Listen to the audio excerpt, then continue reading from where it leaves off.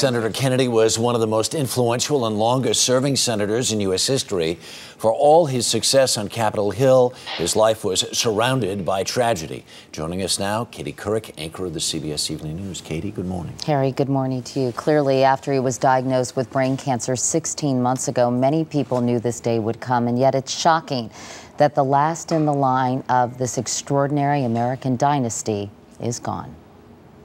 If $20 billion deficits were wrong under the Democrats, then $200 billion deficits are at least as wrong when the Republicans are in power. Some called him the liberal lion. You hear that? We are excluded from having an opportunity to debate this because of the power of the insurance industry. Others, the keeper of the Kennedy flame. In our family, he's known as Uncle Teddy. When a gravely ill Ted Kennedy bounded to the stage at last year's Democratic National Convention, the nation was riveted, knowing the speech he'd give would likely be among his last. The hope rises again, and the dream lives on. But the legacy of the Kennedy dynasty is dreams not realized, and Ted was no exception. He was born Edward Moore Kennedy in 1932, the youngest of Joseph and Rose's 9 children. Like his older brothers before him, Kennedy attended Harvard and then went to law school. Ask not. When his older brother won the presidency, Massachusetts voters sent then 30-year-old Ted Kennedy to fill JFK's Senate seat, and they never let him leave. I ask you to join with me. Together we can build the future of Massachusetts. But the Kennedy family would soon seem tragically star-crossed. With John Kennedy assassinated in 1963 and his brother Bobby gunned down during his presidential bid 5 years later. Ted Kennedy himself dodged death twice. First, when a twin-engine plane carrying him to the 1964 Democratic Convention crashed, and then during a more notorious accident in 1969, one that would follow him to his grave.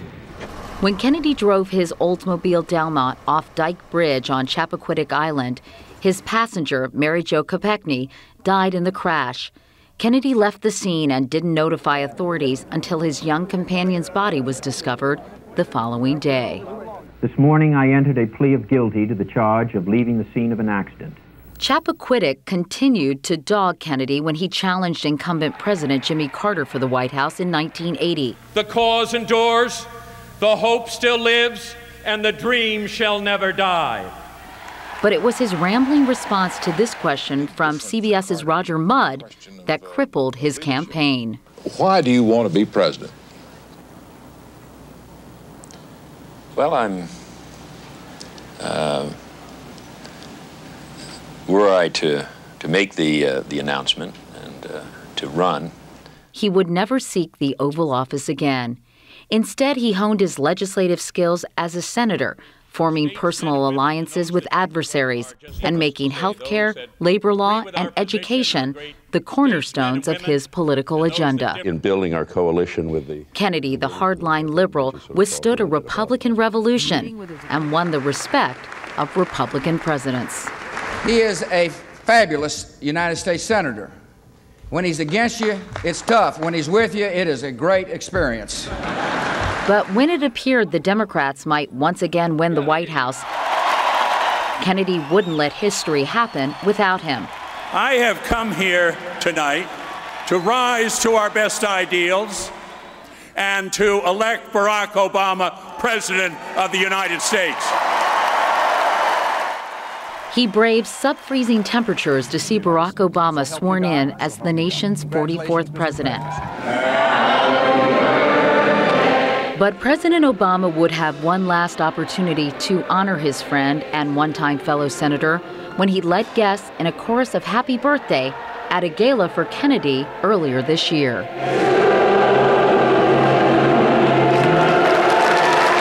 Ted Kennedy once said he didn't mind not being president, he just minded that someone else was.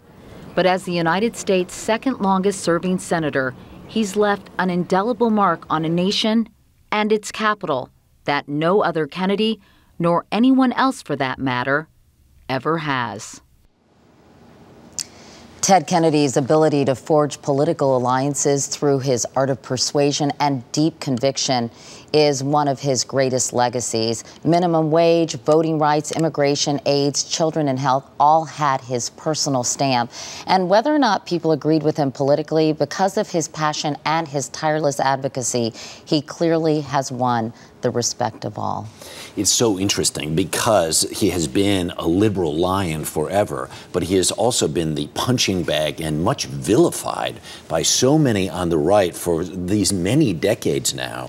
It's interesting, some of the bridges he built. That's right. Well, one of his closest personal friends, Harry, was Orrin Hatch, and you can't find someone more different than Ted Kennedy politically than Orrin Hatch, and he was masterful at the art of compromise. And while he's been working the phones during this whole health care debate and apparently cheered when he heard that the House bill had been crafted in mid-July, many people say his presence is sorely missed during this process because he was able to build bridges and was so good at compromise that a lot of people wish he were there helping them hammer out this legislation. We've been busy this morning sort of digging through some of the things that he said, some of his speeches, some of the eloquent words that he used at different times, his eulogy of his brother Bobby just down the street at St. Patrick's, his speech in 1980, which we showed a little bit of a clip of.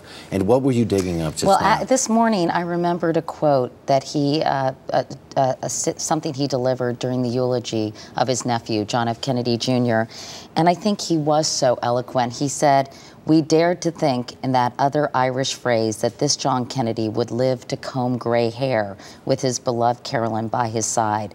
But like his father, he had every gift but length of years."